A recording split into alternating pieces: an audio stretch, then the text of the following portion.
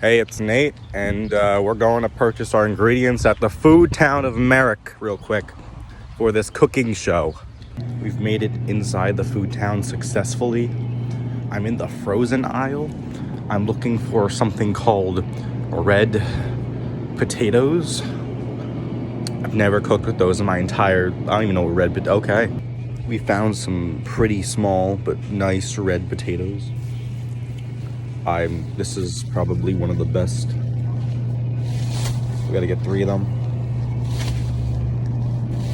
All right, they're going into their own bag, separate bags for all the vegetables. Next, we're gonna look for onions. As it turns out, the onions were in fact right next to the red potatoes.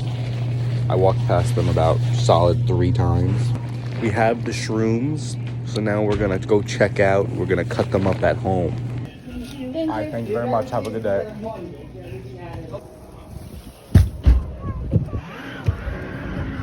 Okay, we've arrived at the house and we're in the kitchen now and we have the bag of goods.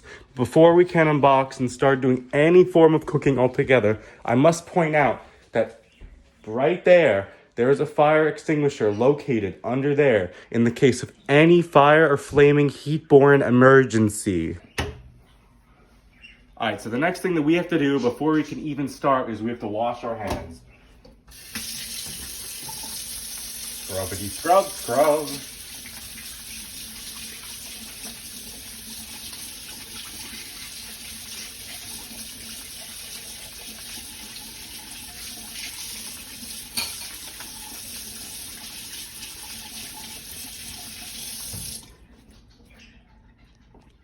So we have all the ingredients. We have mushrooms, which we'll dice up later.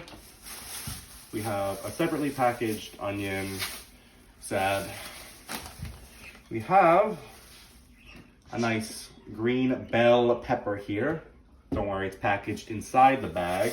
And finally, we have 3 tiny red tomatoes, which we will all dice up later. So next, turn on one of the panels and set it to medium-high, and then switch the oven to bake and preheat it to 350 degrees. All right, so next what you want to do is you want to take your pan, you want to place it right on that panel right there. Take some nice extra virgin olive oil. We're going to put it lightly in the pan. Just make sure it gets around there. Once you get it, you're going to take your pan and you're going to move it around a little bit, make sure it covers the entire bottom of the pan, and you're going to wait for that to sizzle. All right, so we're at about a pretty hot boiling point here, almost sizzly, steamy coming off. You want to take your Coppa Italiana from imported in Italy, and you're going to take about 4 or so pieces. And we got 2 here. You're going to place 1 in there nice. Like that, you get a sizzle, another one, and you get 1 more, and then you get 1 more. This is starting to close up, become crunchy. Now you're going to wait until they sizzle like this for a long time, and then you slowly mix them around, and then they're going to cook for a little bit. It'll take about 2 minutes. All right, so the first thing that you want to do now that you're done and it's all crispy is you're going to turn the oven completely off. It says low, so you want to go completely to off. Now you're going to take all the nice fat, juicy, and healthy juice that came out of the meat, and you're going to take a cup, make sure you hold it from the handle, and slowly pour it in. Slowly pour it in. Make sure the meat stays in the container.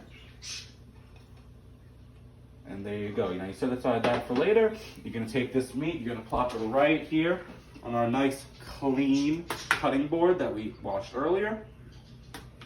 I'm going to leave it there, and we'll be back in a second. All right, so our next step is once we have the Coppa Italiana on the board, you're going to take a fork and a knife.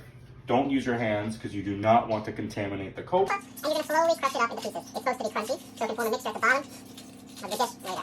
Make sure it's all nice and crunched up. Remember, don't use your hands, no matter what the cost. Set it aside for now. Now you're going to take this. The stove has reached 350 degrees Fahrenheit, apparently. And you're going to take a 1 cup measuring cup, as seen here. And you're going to slowly, let's do this over the sink, that's not doing anything. Slowly pour it into this cup for later, because it will be used later in the dish. And there we go. Now make sure, once you do this, that you take the cutting board and you clean it, because we're going to want to reuse it later. All right, so before we can even get started here, let's turn on the water. Make sure it's lukewarm, not too cold, so we can wash and clean our fruits and veggies. We're going to start with these 3 red potatoes here. You're going to make sure you wash and clean them all.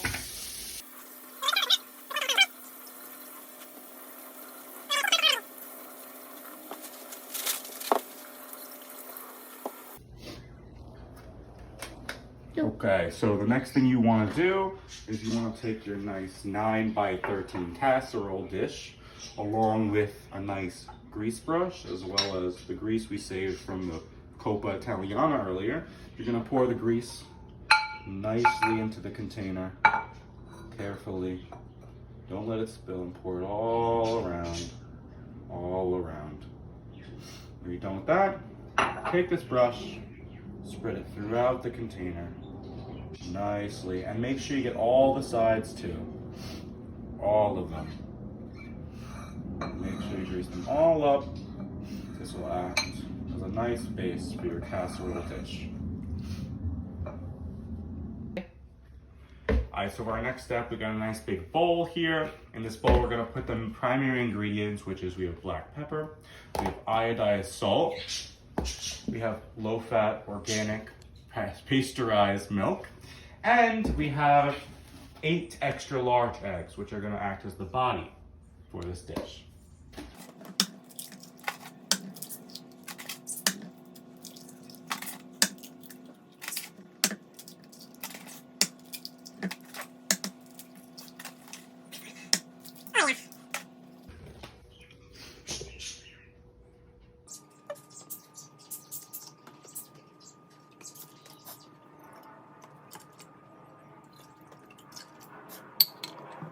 Ready?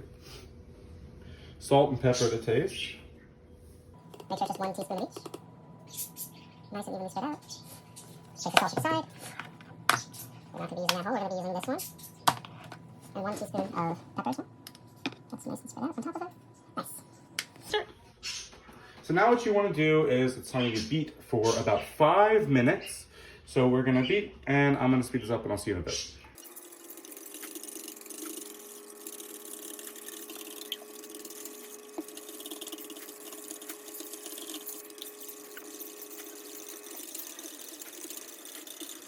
Okay, so now what we're gonna do is, while we have somebody over here that is mixing the mixer over here of the batter we made, we are going to then start cutting this dish. Remember to have your hand in a fist-like position with the top 4 fingers wrapped around and the thumb tucked in as to not get it cut off. Make sure that's in pieces. Once you get about less than a quarter of inch worth, you want to move it. Now we're going to turn it like so, and we're going to take it from the top.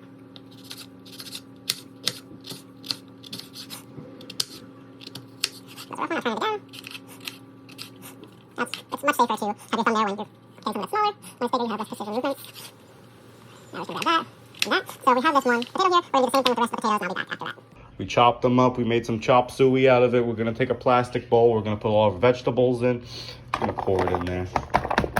Nice and nice, nice and nice. Now that we have this, you know, see it's all messy, so we're going to take it, we're going to put it in the sink, we're going to run it under some nice cold water. And while we're over here, don't forget, just wash your hands again. Now what you're going to want to do is you're going to want to take your nice knife here, your big one, and you're going to have these potato slices so you can nicely cut them into slices that you're going to eventually layer on the bottom of this device here. Okay, so now we got all these pieces nice sliced and diced, so we're taking them over here to this area. And after firmly washing our hands, we're gonna layer them, these nice thin slices on the bottom of our dish. Oh yeah. Oh yeah. Okay. Okay. This is great. Now, for these potatoes, I took off the heels, because you don't want to be eating heels at the bottom of your potato dish, right? The eggs are potatoes. Like, you don't want that, so we're just going to layer a little bit more. It's going to be great. It's going to be great. Oh, yeah. Okay. Nice and thin. We got one over there. We got one right here. Okay. They're all good. Now we got our nice clean pad here, and we're going to take the green bell pepper next, and we're going to cut it into nice thin pieces. Make sure you get your nice green pepper right down the center. Now that we've got it cut open, we got to clear the seeds out, because they're bad, I guess. Nice and clean. And we'll get some. Now you see this onion right here? You see this onion? It's what's next. We're gonna take a nice little chop at it. Right down there. God bless. You see these little root things over here? Let's see if we can, nice and easy now. Oh yeah, we got a little bit. Let's get a little bit more. Okay, well, yeah. Let's skip the bottom. Why is it? Okay. Okay, you get the point. We're gonna take it off later. I'm literally cutting onions. One last time before we make our way downtown to the little area, we gotta wash these veggies out. Get them nice and clean.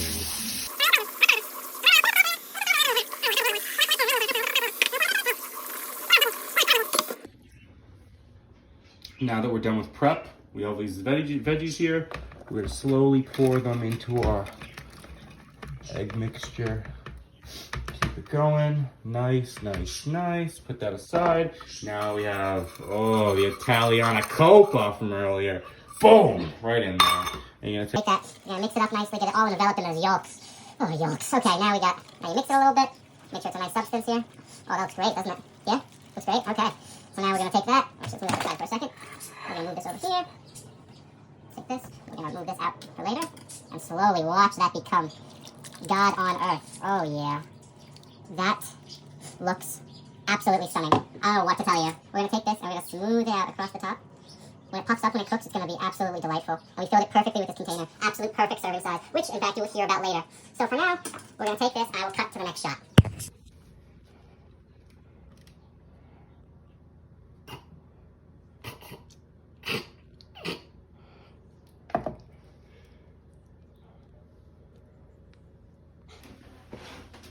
So we're going to bake with tin foil on for 35 minutes until the egg's set. And then we're going to take the tin foil off. I'm going to show you guys that part, and then we're going to put it back in for another 30 minutes. So let's open this. It's at 350 degrees Fahrenheit. Casserole dish here. Oh yeah, that looks absolutely lovely. Okay, now we're going to push it in with the oven mitt so we don't get burned, and we're going to close it. We're going to put it on the timer. Alright, so we just took it out of the oven. It's a little late, but we're about to show you what one serving size of this bad boy looks like. We got the big man himself here. Alright, let's see what this one serving size looks like. If you cut straight down the middle and you cut precisely an eighth, which is marked here on the tin on the sides, you get that much. It's a little sliver. Oh, yeah, oh yeah. Amen. Perfect. And now if you go over here, you look at it. That's one serving size, one serving size. This is made for 10 people in a 9x13 casserole, and it feeds about 249 calories per serving. Big piece, but 249 calories.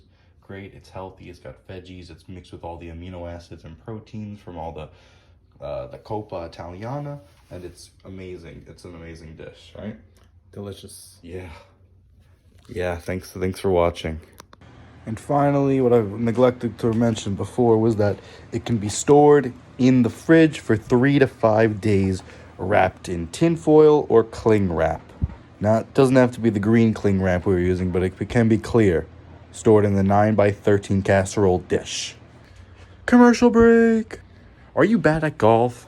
Do you want a better try? Do you want a second try at life?